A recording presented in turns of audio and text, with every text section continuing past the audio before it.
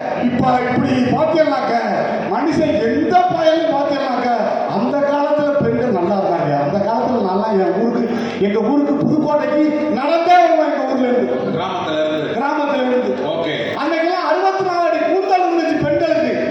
குளத்துல போய் குளிச்சாங்கன்னா குளம் பூரா முடியா இருக்கும்.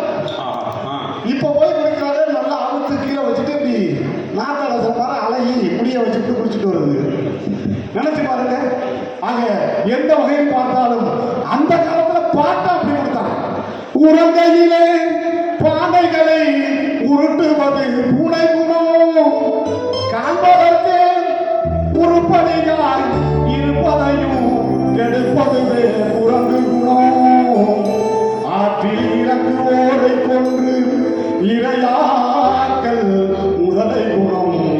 ஆனால் இவை அத்தனையும் மனிதனிடம் மொத்தமாய் வாழுதலா. பிறக்கும் போது மனுஷன் பிறக்கும் போது சொந்த குணம் போக மாறுது. எல்லாம் இருக்கும் போது இந்த குணம் இறக்கும் போது சேருது. பட்டவக திட்டங்களை பட்டாளைகள் மறைக்குது. பட்டவக திட்டங்களை பட்டாளைகள் மறைக்குது. ஒரு பஞ்சயத்தான் எல்லாம் இருந்தவர்களே உலகில். ஆக எந்த வகையில் பார்த்தாலும் அந்த காலத்து வாழ்க்கை தான் மக்கள் மனநிறைவாக வாழ்ந்த வாழ்க்கை என தீர்ப்பு தர வேண்டும் என கேட்டு அந்த வாய்ப்புக்கு நன்றி கூறி விடுவருகிறேன். நன்றி, வணக்கம். பாஞ்சாலி உன்னிடத்தில் சேவை கேட்டான், அந்த பாட்டனவன் உன்னிடத்தில் கீதை கேட்டான். நான் இருக்கும் இலையில் உன்னை என்ன கேட்பேன், நன்மை செய்து துன்பம் பார்க்கும் உள்ளம் கேட்பேன். நன்மை செய்து துன்பம் வாங்கும் உள்ளம் கேட்பேன். ஆட்டுவிட்டால் யாரொருவர் ஆடாதே கண்ணா, ஆசைக்கும் தொட்டிலே ஆடாதே கண்ணா. நீ நடத்தும் நாடகத்தில் நானும் உண்டு, நீ நடத்தும் நாடகத்தில் நானும் உண்டு. என் கேள்வி கூட அனுபவத்தின் சோகம் உண்டு.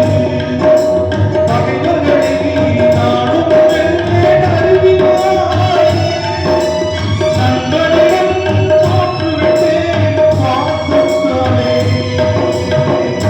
நண்பனிடம் தோற்றுவிட்டேன் பாசத்தாலே.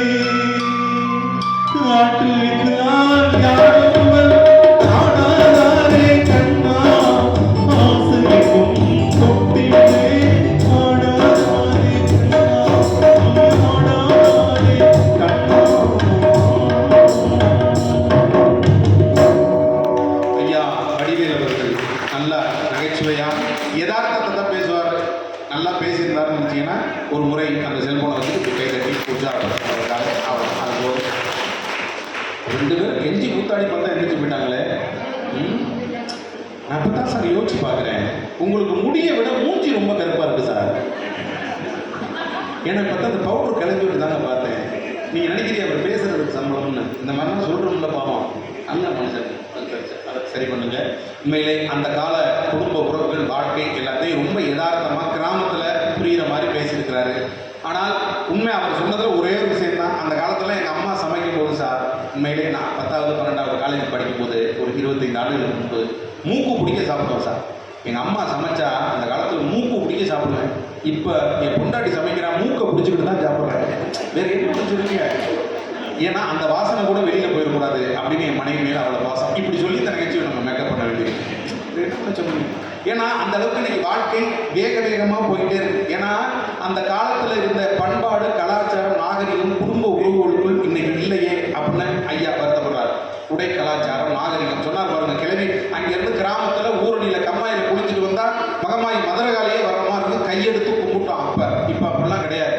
எல்லாம் ஃபுல்லாக மேக்கப், கண்ணுக்கு மஸ்காரா, இதுக்கு மேலே ஒரு மை போடுறாங்க, உள்ள விட்டு Musk eye liner Terry Terry, அதுக்கு மேலே உள்ள, அதுக்கப்புறம் உள்ள கண்ணுக்குள்ளே விட்டு டொரு டொரு சில பேர் நல்லா சீவுறாங்க, எல்லாம் சீவிட்டு கரெக்டே ஹேங்கரில் மாட்டிடுறாங்க. இதுக்கு எதுக்கு சீவன் இவ்வளோ நேரம் உட்காந்து? உள்ள இருக்கிறது மொத்தமே 4 மணி தான். அந்த காலத்தில் அப்படி கிடையாது. யதார்த்தமாக நடைமுறையான வாழ்க்கை வாழ்ந்துக்கிறாங்க குடும்பம். இன்னைக்கு அப்படி இல்லையே. அன்னைக்கு இருந்த மாதிரி இன்னைக்கு நினைச்சு பார்க்க முடியுமா சார்? கம்பன் கண்ட சீதை உந்தன் தாயல்லவா, காளிதாசன் சந்தனை உன் சிறையல்லவா. கம்பன் கண்ட சீதை உந்தன் தாயல்லவா, காளிதாசன் சந்தனை உன் சிறையல்லவா. அம்பிகாவதி அழைத்த அமராவதி, மங்கை அமராவதி, சென்ற பின்பு காவலர்க்கு நீ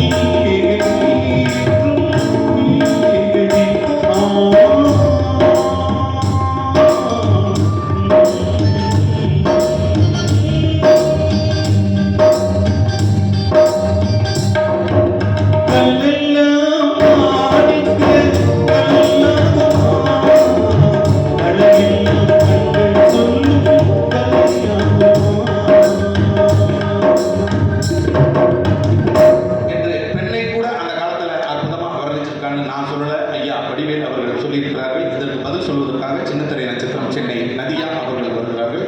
வணக்கம் மேடம், வாங்க மெட்ராஸ்ல